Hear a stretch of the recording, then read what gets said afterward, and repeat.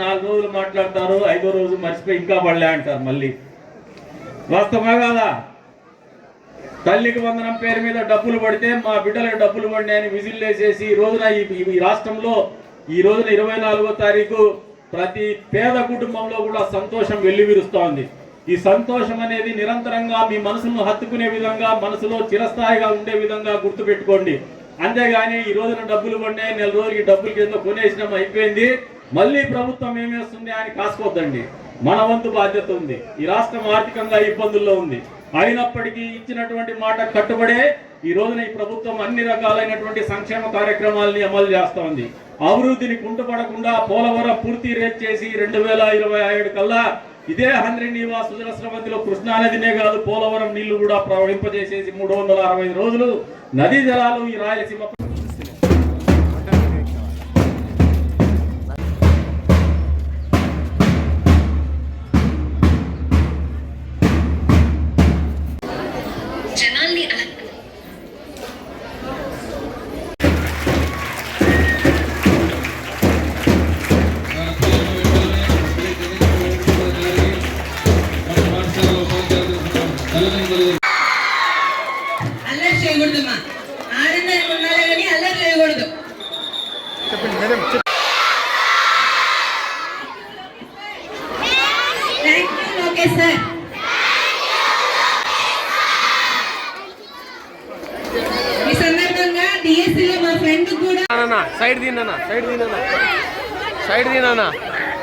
Side తిన్నా ఇది రండి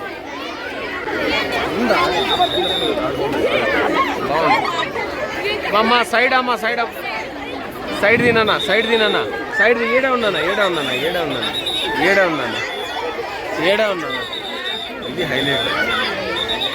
ఇది రండి పడుతున్నా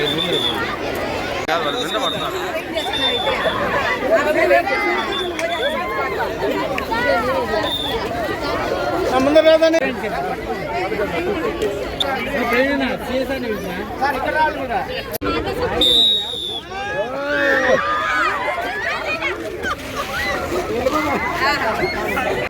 ఈ ప్రభుత్వం ఏర్పడిన తర్వాత మొట్టమొదటిసారిగా నా వంతుగా ఒక మనిషిగా పుట్టి బుద్ధిరిగిన తర్వాత మొన్నటికి మొన్న మెగా డిఎస్సి సందర్భంగా 16,000 చిల్లర పైచిలకు కుటుంబ అభ్యర్థులకి నియామక పత్రాలు అందజేసేటప్పుడు వాళ్ళ కుటుంబాన్ని మొత్తాన్ని కూడా ఆహ్వానించి ఒక వేదిక కిందికి వాళ్ళని కూర్చోబెట్టి వాళ్ళకి నియామక పత్రాలు అందించిన రోజున ఆ ప్రాంతంలో ఉన్నటువంటి సంతోషం నేను ఎప్పుడు కని విని ఎరుగను చూడలేదనేది వాస్తవం అనే సందర్భంగా చెప్తాను.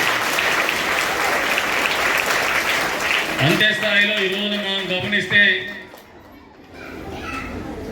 ఏ ప్రాంతానికి పోయినా ప్రతి స్కూళ్ళ దగ్గర కూడా సంతోషం వెల్లివిరుస్తాం.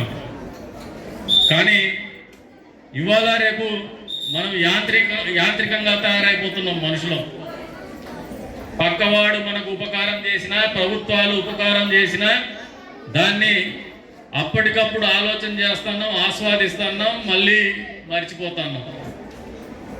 ఈ రోజున తల్లులు వచ్చినారు, మీరందరూ కూడా ఆలోచన చేసుకోండి అమ్మా. గడిచిన ప్రభుత్వం ఇంట్లో ఎంతమంది పిల్లలుంటే అంతమంది పిల్లలకు చదువు చెప్పిస్తా అని చెప్పేసి ఎంతమంది బిడ్డలకు మీకు ఆ రోజున అమ్మఒడేసింది మీరు కరెక్ట్గా చెప్పండి.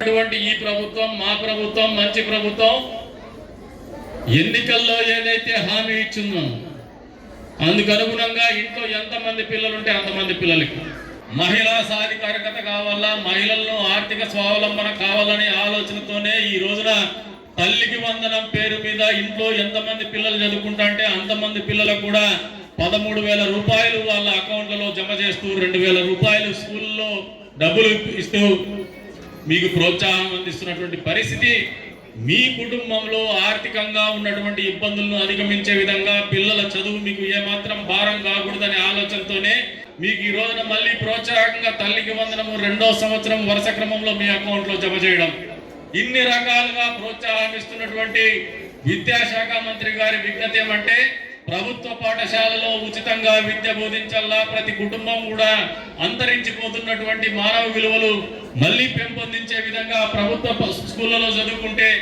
పేదవాడు, మధ్యతరగతి వాడు, ఉన్నతమైనటువంటి కుటుంబాల వాళ్ళు కూడా కలిసిమెలిసి పెరిగితే వాళ్ళకు ఒకరిని వచ్చి ఒకరికి ఆలోచన విధానం మార్పులు వస్తాయి, జీవన విధానంలో మార్పులు వస్తాయి.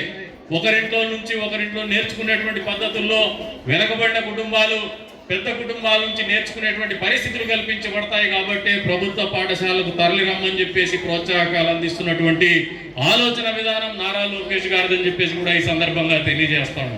ప్రజలు కూడా మంచి చేసి మంచి ఆలోచన చేసేటువంటి ప్రభుత్వానికి, మంచి చేసి మంచి ఆలోచనతో ప్రభుత్వాన్ని పరిపాలించాలా, నడిపించాలని ఆలోచన ఉన్నటువంటి నాయకులైనటువంటి చంద్రబాబు నాయుడు గారు కావచ్చు, పవన్ కళ్యాణ్ గారు కావచ్చు, నారా లోకేష్ గారు కావచ్చు, కేంద్రంలో ఉన్నటువంటి మోడీ గారు కావచ్చు, వారి ఆలోచన విధానాన్ని ఈ ప్రాంతం కానీ, ఈ రాష్ట్రం కానీ, ఈ దేశం గురించి కానీ వారికి ఉన్నటువంటి స్వచ్ఛమైనటువంటి ఆలోచన విధానాన్ని కానీ మీరందరూ సహృదయంతో అర్థం చేసుకోగలిగితే, ఏదైతే మామూలుగా అన్నదాత సుఖీభవ అని చెప్పేసి మన రైతుల అకౌంట్లో డబ్బులు వేసినారు, మీ ఇంట్లో తల్లిదండ్రులు ఏ రకంగా ఆలోచన చేస్తారో అంతకంటే ఇంకా ముందు చూపుతో ఆలోచన చేస్తున్నటువంటి ప్రభుత్వం ఇది.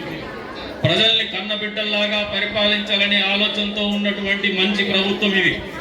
ఈ ప్రభుత్వం యొక్క సత్సంకల్పాన్ని, సదుద్దేశాన్ని మీరు అర్థం చేసుకోమని చెప్పేసి కూడా కోరుతా ఉన్నాను. మీరందరూ కూడా మనసులో మంచి ఆలోచన చేసుకోండి.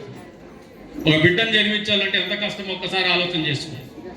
ఒక బిడ్డ కోసం 13,000 ఒక ప్రభుత్వం కేటాయిస్తుంది, యూనిఫామ్ కింద మళ్ళీ డబ్బులు కేటాయిస్తుంది, మధ్యాహ్న భోజనానికి డబ్బులు కేటాయిస్తుంది, ఒక్కొక్క బిడ్డ మీద దాదాపు ₹1,00,000 సంవత్సరానికి ఖర్చు పెడుతుందంటే తల్లిదండ్రుల కంటే ఎక్కువగా ఈ ప్రభుత్వం కానీ మన నాయకులు కానీ ఆలోచన చేస్తున్నారనే ఒక ఆలోచనని మీరు విస్మరించద్దని చెప్పేసి తల్లుల్ని ప్రత్యేకంగా కోరుతా ఉన్నాను. ప్రత్యేకించి పిల్లలు, ఆ మామయ్య కంసుడు మామయ్య, ఈ మామయ్య ముద్దుల మామయ్య.